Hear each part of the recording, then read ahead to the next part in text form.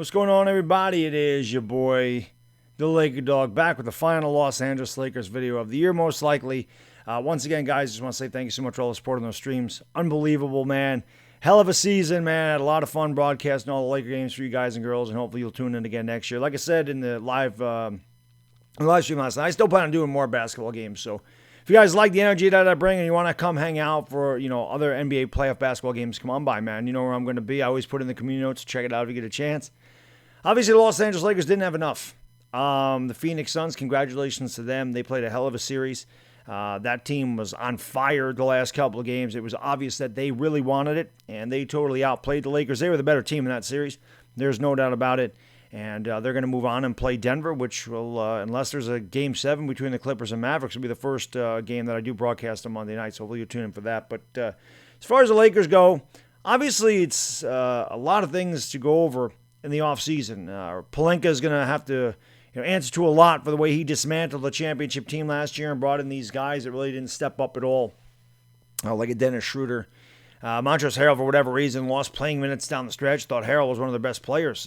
Came in there, gave him a lot of energy, good offensive rebounder, just not really tall as far as NBA power forwards go. But, it is what it is. And, getting rid of Rondo, getting rid of both McGee and Dwight Howard, not having a big man in the middle for defense and offensive rebounding and everything else. So, obviously, he's got a lot to answer to, as does Frank Vogel. His rotations are questionable all season long, and a lot of Laker fans are like, why is this guy in here? Why is that guy in here? And it is. It's very questionable what Vogel did. It's very possible Vogel gets fired. I certainly wouldn't be against it. I watched the way this team was lethargic, heartless sometimes, gutless, and didn't really look like they were prepared sometimes. And I said that's on the coaching staff. As far as the Lakers go, obviously, the season was going to be tough. They had 70 days off in between. I know that sounds like a lot to a working man that works every day, but 70 days off in between the last game of the season and the beginning of the next season, that's just not what they're used to. These guys are programmed to have a certain routine, and obviously they got very messed up. This offseason, the NBA wanted to get as many games as they could. They played a condensed schedule, and it took its toll on the Lakers.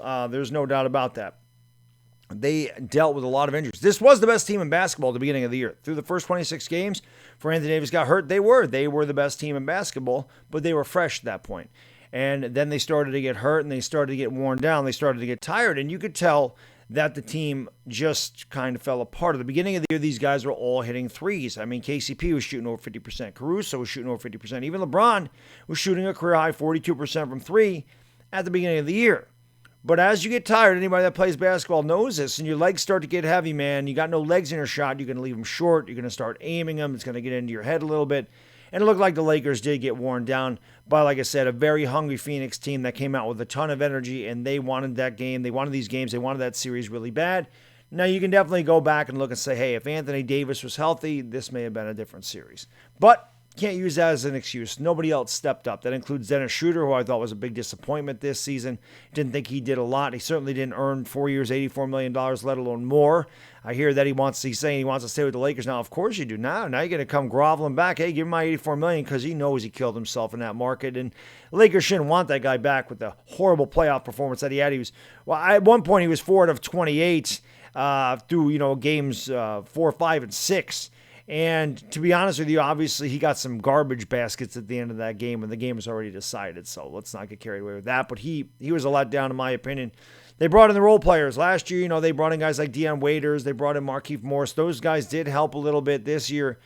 Obviously, the Ben McLemores did not help. Andre Drummond did not do anything for the Los Angeles Lakers at all. And the role players they brought in this year, it just didn't help out the team whatsoever. It's a different year. And last year was their year. This year, obviously, was not. I think Kyle Kuzma needs to be out of here.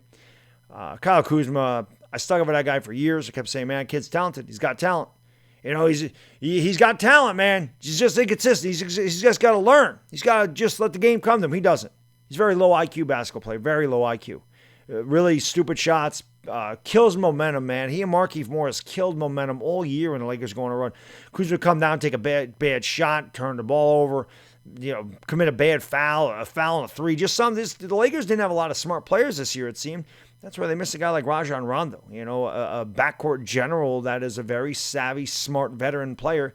And I felt like that really hurt him. I don't feel like they improved when they got Schroder for Rajon Rondo. So, I don't know, man.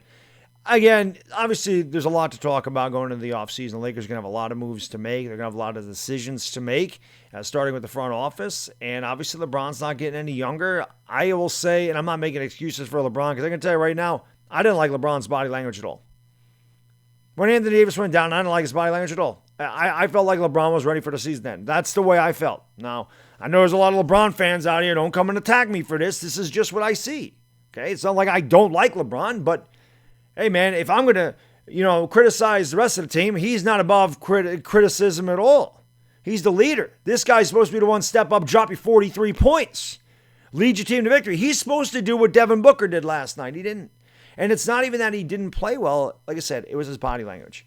To me, he didn't look like he wanted to be there. He looked like he wanted the season over. And I don't know how much of that was his ankle. I don't know. I don't know. I'm not LeBron James. I don't know how bad his ankle hurt. But to me, he didn't look like he wanted to be there.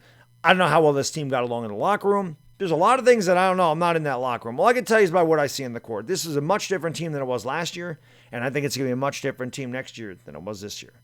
But, that's pretty much it as far as the Lakers go, guys. Again, I just want to say I appreciate all the support. Amazing streams, man. We were killing records. We were breaking records left and right, and it's all because of your support. I really do appreciate it. It flatters me that you guys want me to call other NBA playoff games, and I definitely plan on doing that going forward. So that's all I got in this video, guys. I know it's a little bit long for a Laker video, but enjoy the rest of your weekend. And hey, if there's a Game 7 between the Mavs and the Clips, I'll be doing it. Till then, it's Laker Dog. I'm out. Peace!